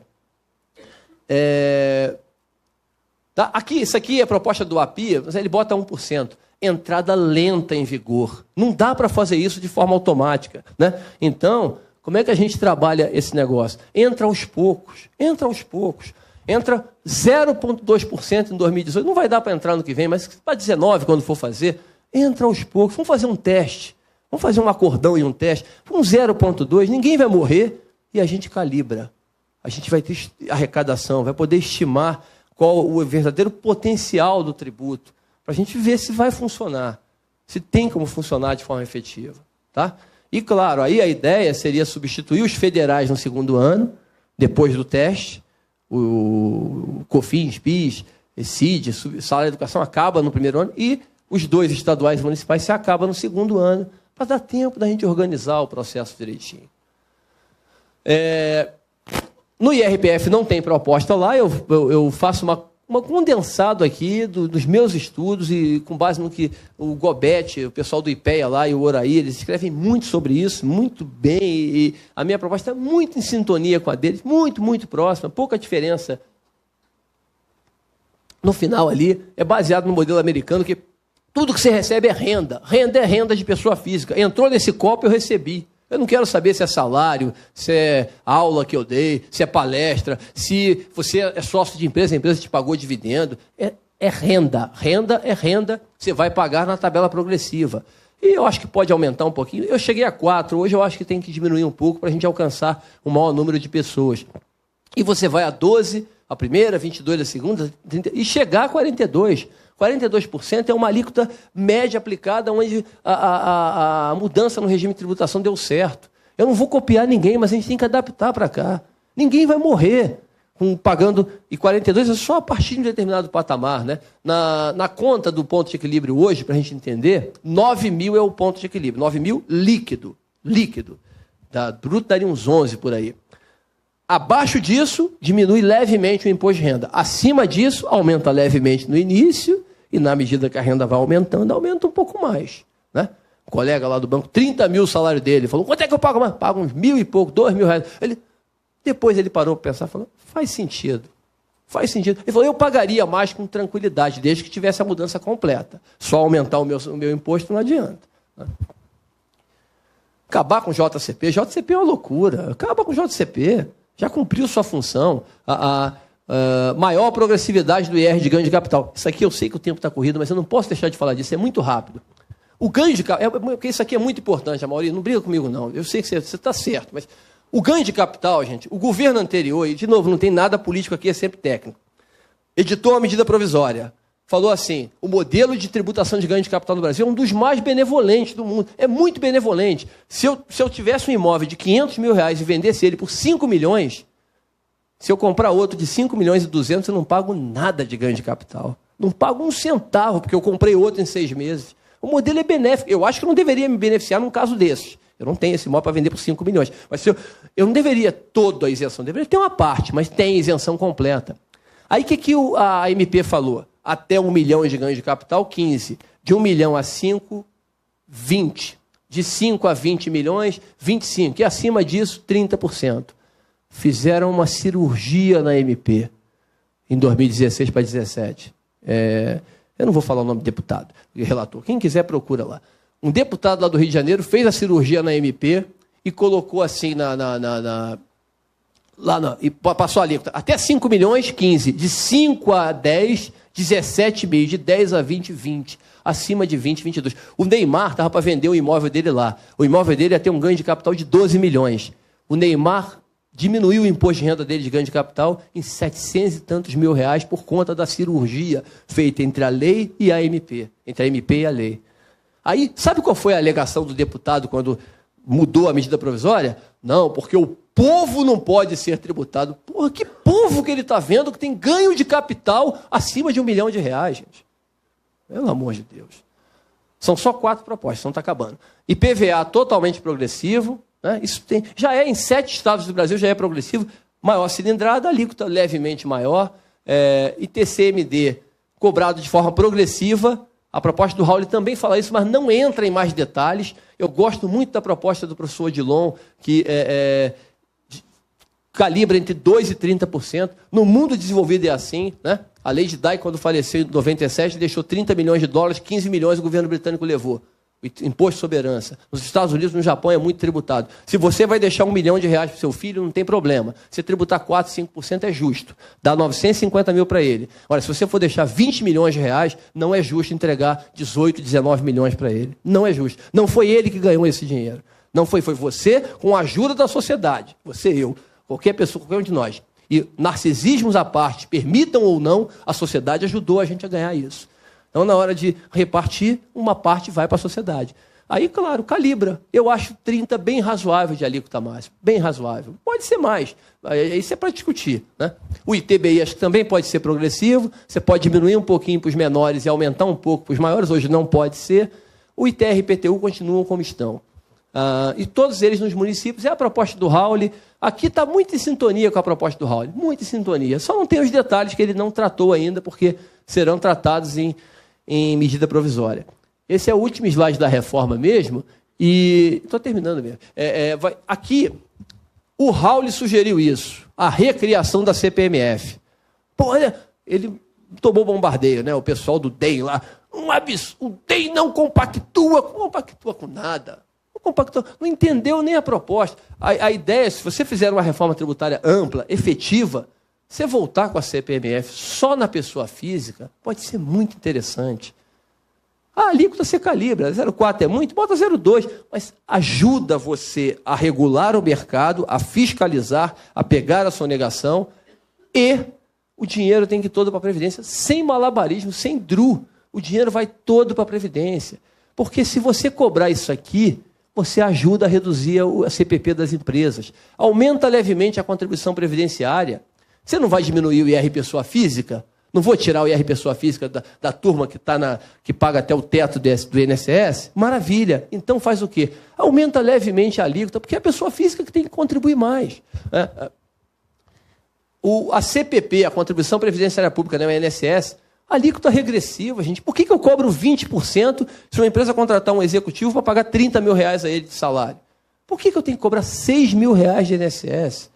Eu não posso criar uma regra regressiva, a alíquota vai diminuindo conforme o salário aumenta, para incentivar a contratação de mão de obra dentro, até porque não vai ter mais subterfúgio de ficar pagando em empresa, porque vai todo mundo pagar na pessoa física no final.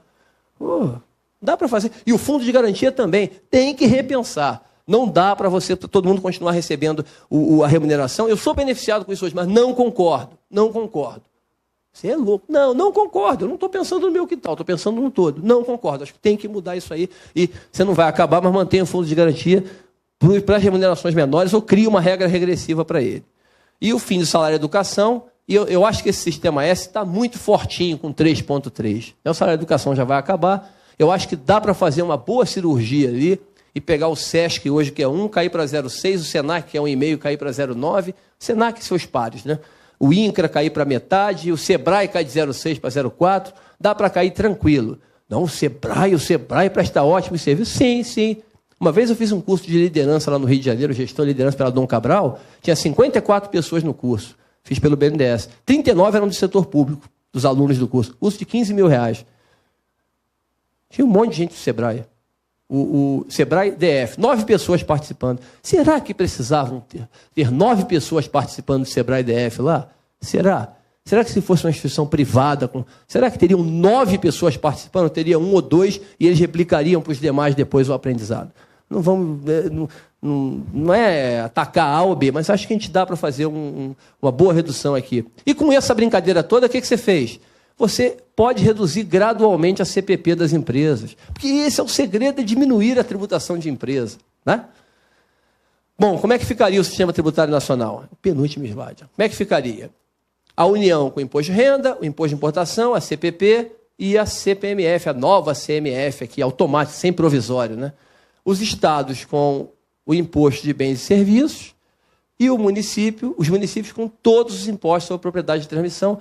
Regras de transição você teria, claro, para ninguém perder tanto dinheiro assim na migração, para que você consiga aprovar essas coisas no Congresso. E os 4 entes estatais poderiam cobrar as taxas e contribuições previdenciárias dos servidores. Né?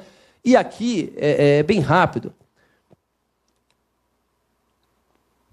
essa figura chamada contribuição de melhoria, né? A gente sempre estudou isso, desde que começamos a estudar direito tributário, contabilidade tributária. Impostos, taxas e contribuições de melhoria. Praticamente não é cobrada no Brasil. Tem tanto requisito técnico para cobrar que você não consegue cobrar, né? Além de não poder mexer no orçamento, uma série de coisas. Eu acho uma tremenda injustiça, né? O metrô do Rio custou 10 bilhões de reais. O metrô beneficia a população do Rio. Não venha com esse discurso demagogo. Beneficia uma parte da população. Toda ela pagou. Uma parte que foi mais beneficiada não poderia pagar um pouco mais, que foi beneficiada de forma intensa e que materializou esse ganho. Eu não estou falando cobrar quando termina a obra, não. Eu estou falando cobrar, faz uma pesquisa antes, faz uma pesquisa depois. O professor Washington foi beneficiado didaticamente pela obra do metrô. Eu faço a pesquisa antes e depois. O imóvel valorizou R$1 milhão. Quando ele vender, ele me paga um percentualzinho desse ganho. Quando ele vender, tudo registrado, está tudo automático, hoje tudo nos SPEDs da vida, tudo automatizado lá. Vendeu, ganhou R$1 milhão. Congela esse R$1 milhão. Ali que tem 15%, 150 mil, professor. O dia que vender o imóvel, se vender mais barato, eu tiro o desconto. Se vender mais caro, eu não cobro mais. Eu só estanquei ali. 150 mil você entrega aqui para ajudar a pagar essa obra. Até porque o financiamento vai durar 40, 50 anos. Para ajudar a pagar isso aqui. A gente, para grandes obras que beneficiam a população, a gente podia repensar um pouco esse negócio aí. Acho que acabou, é o último slide. Bom, é isso, tá?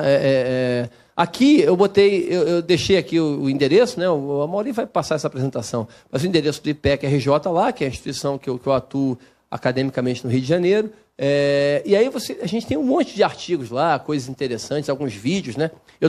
Tenho o meu canal lá que eu estou fazendo essa apresentação aos poucos, né? Estou fazendo várias apresentações de 20 minutos, meia hora, 40 minutos, para tentar fazer essa apresentação longa, e pedi para colocar a apresentação integral, completa, sobre reforma tributária. Botei um parênteses aqui, eu não terminei.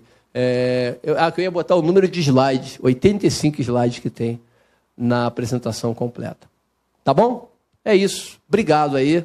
Estou aberto às perguntas e observações. Não, professor Washington tem que fazer algumas perguntas. Isso é um absurdo, professor Washington. Desculpa. Vai para lá, para cá? Você vem aqui. Então, a gente acabou ficando só com 10 minutos aqui. Eu falei com o Amaury, deixar que mais tempo ficasse o professor Pegas, até para ele passar o material que tratava das propostas, que é o que nós temos de concreto, né? Eu tenho algumas observações, né? Na verdade, qualquer proposta de reforma tributária, ela tem problemas nos detalhes, né? Porque eu acho que algumas grandes linhas mestras são mais ou menos, pelo menos entre nós, isentos e que não temos interesse político ou arrecadatório por trás, são pacíficas, são remançosas. O caso típico disso é falar do fim desse sistema de tributação sobre o consumo na unidade regional, né? Quer dizer, ou seja, um sistema diferenciado de ICMS estadual e também no ISS municipal. Isso veio lá na emenda 18 de 65, que foi uma emenda brilhante, foi o primeiro grande sistema. Aliás, criou um sistema numa ideia de filosofia do direito de um sistema tributário propriamente, como um conjunto coeso de normas, coeso e coerente de normas, e que hoje está muito longe de ser verdadeiro. Verifica-se, por exemplo, pelo número enorme. Eu trabalho no judiciário, eu sou juiz federal. Aliás, sobre isso, você acertou, porque a minha vara em Nova Iguaçu, eu trabalho ali perto do Parque Olímpico. Eu vou todo dia pela Transolímpica. Aqui foi uma autoestrada. Mas essa tem pedágio, né? Tem pedágio, é verdade. É uma autoestrada que foi feita para juntar o Parque Olímpico em relação à parte da Olimpíada lá de Deodoro, e praticamente não tem saída. Então só serve para quem mora na Barra Olímpica e vai para a Baixada. Então, você acertou, ia ter que pagar a contribuição de melhoria. Mas, essa ideia do IVA, do Imposto sobre o Consumo, veio de Maurice Lauré, em 1954, na França, e que foi adotado pela Europa em 1957, no Tratado de Roma, E que, na verdade, naquela época, em 65, era uma novidade tributária. O Brasil parece que foi o terceiro ou quarto país que criou e inventou, assim, tirou da cartola essa jabuticaba que foi o sistema regional. Isso realmente não faz sentido. O único outro país federal que tem é o Canadá, que está harmonizando. Agora, em 2010, eu sei que eu fiz um pós-doutorado lá no Canadá, na U of T, e eu estudei bastante o sistema tributário do Canadá. Algumas províncias não têm o tributo, para você ver, não tinham tributo. Mas o Canadá, e aliás isso é uma coisa que tem que se falar também, quando a gente vê as cargas tributárias nos diferentes países, é um país que basicamente ele vive dos royalties de commodities minerais, né? Então a gente não pode, esse tipo de país como Chile, Canadá, Nova Zelândia, não pode ser usado como parâmetro para a gente, porque nós temos uma população muito grande e esse tipo de renda não nos é suficiente para viabilizar o Estado, né? Mas eu tinha algumas coisas para falar aqui, então, sobre... que, na verdade, há muitos detalhes, né? E isso é que, na verdade, que mata e que a gente vê o problema em qualquer proposta, porque os Estados sempre são contrários, né? Mas algumas coisas que eu acho que poderiam ser... Eu discordo quando você fala do sistema de crédito e débito, que isso não é operacional. Eu acho que já é algo que já é da informática. E já é da cultura do Brasil. Acho que funciona bem. Talvez o sistema de substituição tributária que não funcione, né? Especialmente se você pensa no sistema de simplificação para os pequenos negócios, né? Então, eu discordo nisso. Mas eu queria que você falasse alguma coisa sobre o sistema tributário como um todo, declarações acessórias, não só falar da materialidade de incidência, essa profusão de programas de parcelamento e anistia que, na verdade, desestimula o compliance, né? Desestimula a obediência voluntária ao sistema e que desmoraliza o próprio esforço arrecadatório.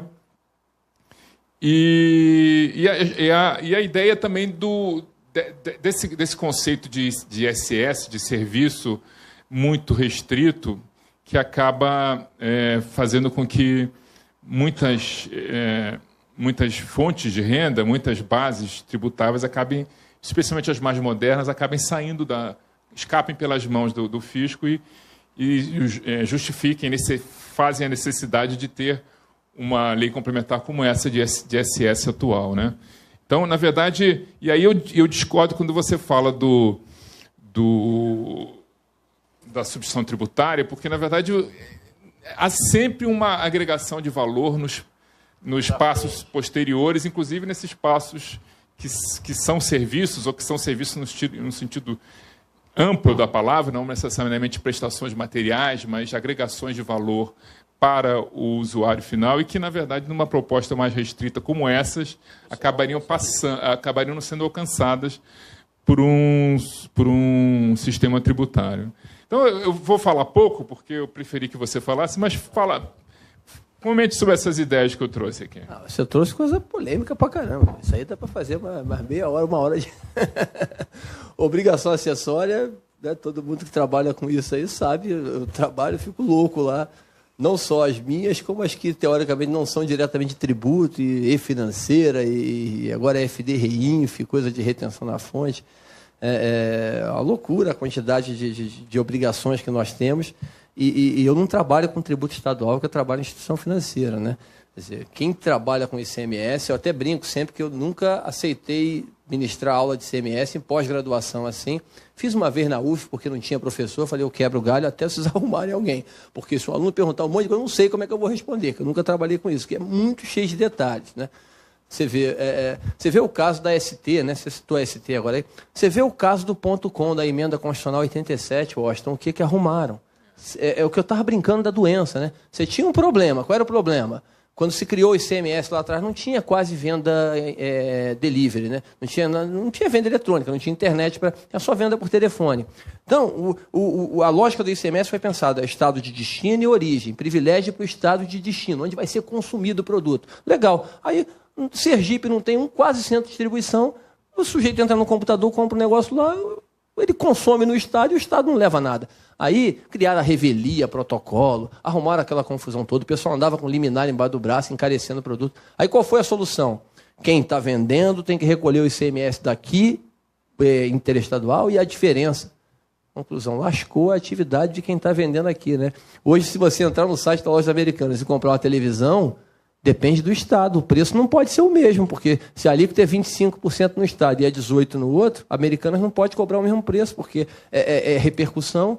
Aí ela calibra no frete, né? A gente conversa com os colegas que trabalham, o jeito foi calibrar no frete. Vampeta, a teoria do Vampeta. Você adapta para um subterfúgio aqui. E criou-se obrigações acessórias a mais. Eu de vez em quando recebo lá no BNDES obrigação acessória de prefeituras, que nós não temos nada, não temos serviço nenhum lá, mas vem cobrando alguma coisa, vem cobrando uma taxa, um negócio, a gente tem que ver, avalie o valor, ver se vale a pena discutir, não vale. Essa burocratização, eu sei que melhorou muito. Eu estava vendo de manhã na televisão, o cara falando, exportação está muito mais simplificada, eu não sei qual é o setor dele, da pequena empresa, mas ele deve exportar via trading, por isso que talvez tenha realmente facilitado. Mas é muito complicado, muito difícil você fazer qualquer negócio no Brasil e por conta da multiplicidade de tributos. Eu me lembro uma vez, foi Scania, o cara falou, na Suécia eu tenho 4, 5 empregados. Aqui o Zé Roberto tem 35. O Zé Roberto era o chefe do tributo lá. Toda semana ele me pede mais 1, 2 e eu não dou, porque não tem mais condição de dar. E eles fazem hora extra, trabalham até tarde, por causa dessa necessidade de cumprir. O refis, Washington, é muito importante que você tocou aí, porque o refis me dá um incômodo danado, como me dá incômodo ver essas votações aí, como a que nós vimos ontem. Dá uma irritação, mas não tem o que você fazer.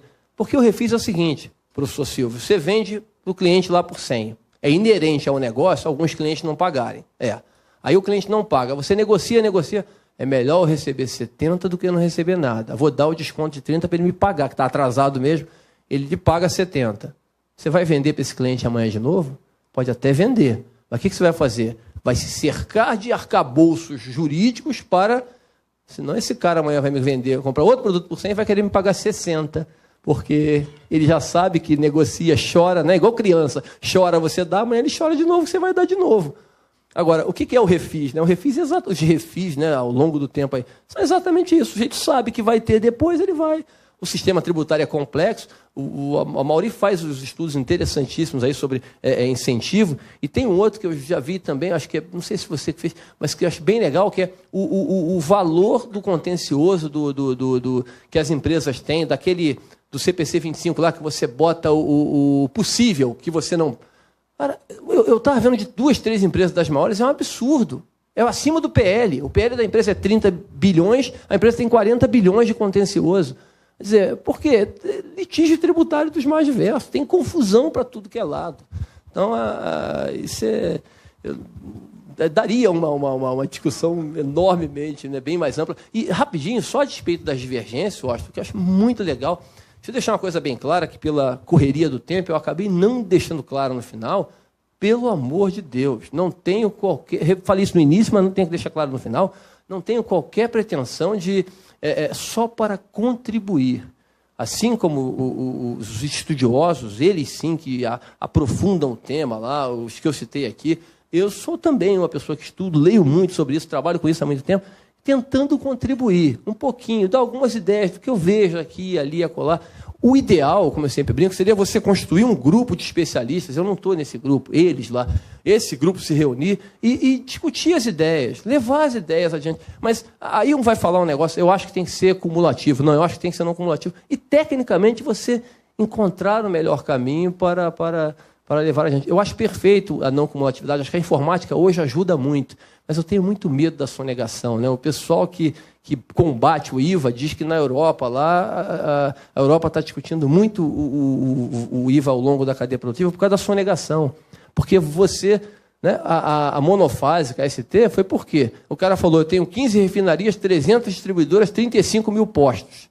Impossível fiscalizar posto de gasolina. Difícil fiscalizar distribuidora. Concentra na refinaria que fica mais fácil.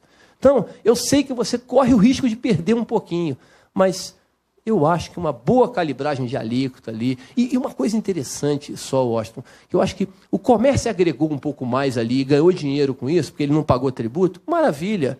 Né? Porque isso é uma pergunta que uma vez fizeram para mim, eu achei bem legal. Pô, gostei da proposta, mas você está só beneficiando a empresa, e o trabalhador, e o empregado. Calma, preste atenção. Empresa vai gerar emprego, então vai gerar mais. Agora, preste atenção. Se o supermercado lucrava 5 milhões e passou a lucrar 8, porque ele não repassou. O supermercado não vai repassar para o preço, a indústria não vai repassar para o preço a redução. Tá bom, o que vai acontecer com a não redução do preço? O que ele pode fazer com esses 3 milhões a mais que ele lucrou? Ou ele reinveste na empresa, legal, gerou emprego e renda. Qual é a outra possibilidade? Botou no bolso. Eu levo 42%. Não deixa ele lucrar mais. Ah, vai fugir? Não vai fugir, não. Pega a Receita Federal, eles sabem fazer bem a legislação. Desculpa. Consulta o professor Maurício a possibilidade de a gente franquear mais 10 minutos à plateia. Alguma pergunta? Alguém quer colocar alguma coisa? Por favor, façam.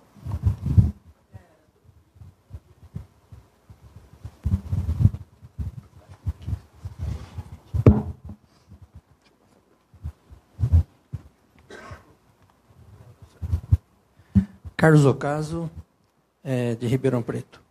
É o seguinte, dois temas rápidos. O senhor colocou, professor Paulo, da reforma tributária ser implantada por etapas, até em alguns pontos experimentalmente, para calibrar a alíquota, etc, etc.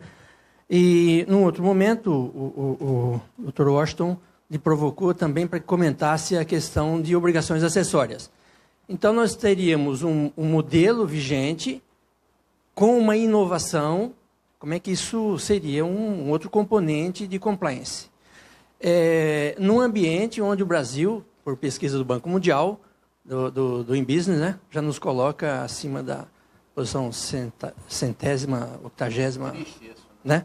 Então, eu queria que comentasse um pouco essa proposta de implantação gradual diante já de um modelo caótico. A outra questão também envolvendo o aspecto dos parcelamentos especiais, enviesado com a questão da extinção da pretensão punitiva, mesmo diante de um parcelamento. Então, eu queria que o senhor comentasse um pouco essa questão. Esse me ajuda do Refis aí. Do Refis, eu gosto que me ajuda aqui, que eu acho que eu... Mas esse negócio da desigualdade é interessante, né? A gente está pessimamente colocado em desigualdade social, em ambiente para fazer negócios, né?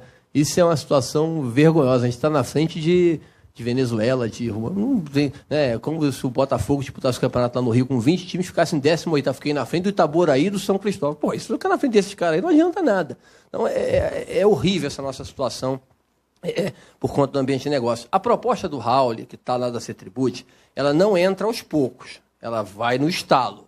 O aos poucos que ela faz é criar esse mecanismo de redistribuição do dinheiro. O IBS lá, ele cria o FPU, Fundo de Participação da União, aí divide o dinheiro. É uma regra mais complexa que continua distribuindo dinheiro ali para poder os estados e municípios não perderem. O Bernard Api é que sugere que você crie o IBS, o API fala em 1% ou 2%, acho que ele fala 2%. Eu que diminui para 0,2%, que eu acho 2% muito alto. Ele sugere 2% de alíquota do IBS temporário.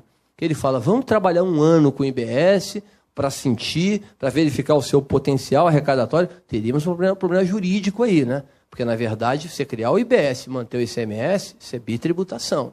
Então, você teria que ter um baita de um acordão para você... com 0,2 ou com 0,1, com a alíquota que for, para não caracterizar encher o judiciário do que ele já tem um monte de processos aí. A entrada aos poucos eu acho fundamental, porque tem muito incentivo fiscal de ICMS espalhado no Brasil, infelizmente, e dos mais diversos tipos, né?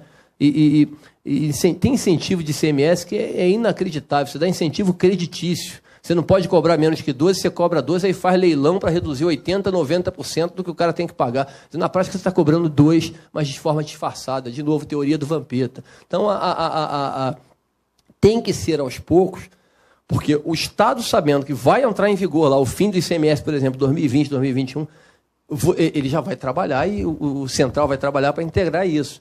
E o mais importante que eu acho é que você melhoraria o ambiente de negócios.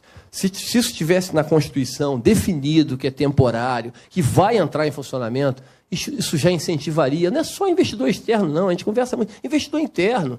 Está cheio de investidor, cheio de gente no Brasil querendo investir, querendo empreender e que tem medo. Por uma série de coisas, não é só por causa da parte tributária. Mas a parte tributária é um componente relevantíssimo do processo. Então, a entrada aos poucos é fundamental. O ex-secretário da Fazenda, Everardo Maciel, outro dia, num artigo no Estadão, semana retrasada, se não me engano, desceu o sarrafo no IVA. O IVA é um imposto atrasado, arcaico, que a gente quer trazer o que não deu certo para cá, que não pode fazer mudança abrupta no sistema tributário. Ele tem razão, ele tem coberto de razão. Tem que ter muito cuidado. Tem que ter muito cuidado, só que não pode deixar de fazer, Carlos. Eu acho que... Carlos, né?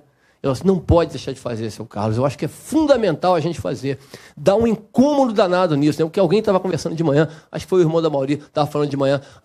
Se fosse em outro... O pessoal fala muito, se fosse em outro país o que aconteceu ontem, eu falei, a gente tem que parar com esse negócio, porque se fosse em outro país, é aqui. A gente tem que mexer aqui. Eu não tenho qualquer viés político, eu não sou candidato a nada. Tem que mexer aqui. A gente tem que mudar aqui o processo. Tem que ser aos poucos por causa do problema técnico. Não vejo por causa do problema político, não. Agora, claro que o problema político seria muito complicado. Eu gosto, me ajuda aí no negócio do refis, porque o refis, você perguntou os problemas... Não, deixa eu dar punibilidade. Então, eu estava falando aqui com o professor Pegas no avião, e agora de manhã também, que, na verdade, uma reforma tributária propriamente dita não pode tratar simplesmente das incidências como essas que trata. Tem que tratar todo de um sistema, inclusive a questão penal, né? As incidências penais decorrentes do inadimplemento ou da sonegação. O sistema é todo mal delineado, né? Inclusive a questão também dos parcelamentos, das inovações. Então, o que ele deve estar falando, o senhor Carlos, né? É sobre a nova lei que estendeu aos casos de parcelamento a possibilidade de extinção da punibilidade dos crimes contra a ordem tributária. Aí eu acho que o legislador... Novamente, a gente tem que estabelecer o que objetivo a gente quer. Na verdade, hoje, os crimes contra a ordem tributária são, na verdade, manipulados pelo fisco, né, e ao lado dos programas de parcelamento para passar um pires. Né? Passar um pires para conseguir uma rendinha aqui para fechar... Na verdade, hoje, a ideia do crime contra a ordem tributária, na verdade, não é para apenar. É para estimular ao que o inadimplente, aquele que tem dívida tributária, resolva, ou pelo menos sinalize que vai resolver e faça um sinal, né, deposite um sinal. Isso é uma questão que a gente tem que pensar. Tem que repensar se nós queremos realmente que exista uma tipificação penal dos crimes contra a ordem tributária, em que situações... Se só numa situação mais grave, como no caso da apropriação indébita, se há diferença na apropriação indébita do empregado, do direito do empregado, no caso da contribuição previdenciária, em relação à apropriação indébita do tributo, em relação ao fisco propriamente, e se realmente a mero inadimplemento, sem sonegação. Enfim, isso é uma coisa que tem que ser pensada e que nenhuma dessas propostas trata disso, né? E essa na verdade, essa lei de 2015 que fez essa alteração, no meu modo de ver, simplesmente quer viabilizar nesse governo que tem uma preocupação com o déficit público, que é uma preocupação política, antes do que ser econômica, é oportunismo, né? E eu sou contrário, mas, enfim, demanda um debate especificamente sobre que sistema que nós queremos, né? Então é difícil responder. Ok? Mais uma pergunta? Não sei se eu satisfiz a pergunta. Mais uma pergunta? É isso, né, Mauri? Obrigado aí.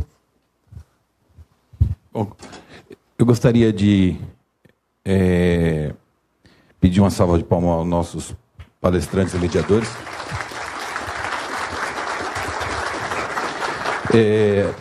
Antes de vocês saírem, né, a gente gostaria de te fazer uma foto oficial depois aqui conosco, e fazer apenas um registro que a nossa programação original, né, como nós somos independentes, nós estamos aqui hoje, né, com o nosso partido no PHP, a presidente, né, tributariamente falando, nós convidamos o Luiz Carlos, inicialmente ele aceitou o convite.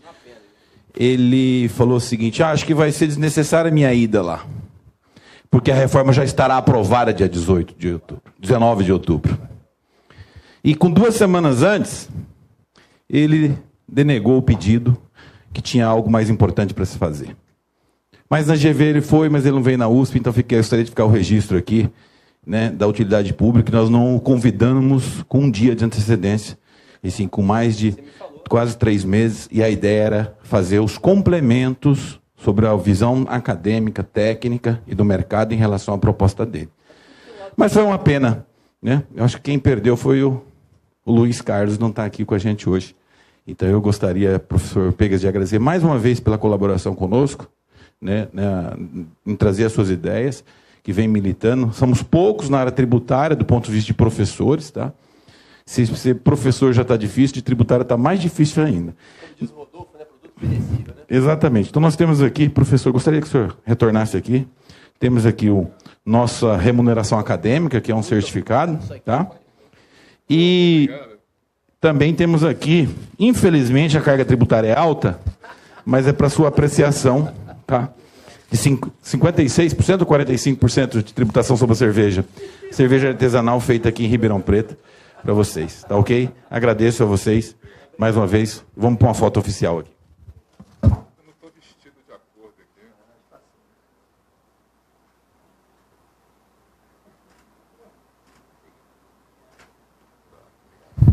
Dando continuidade às nossas atividades, gostaria de convidar vocês para a gente tomar aqui um cafezinho, tá? Mas só para quem voltar, tem livros aqui para vocês.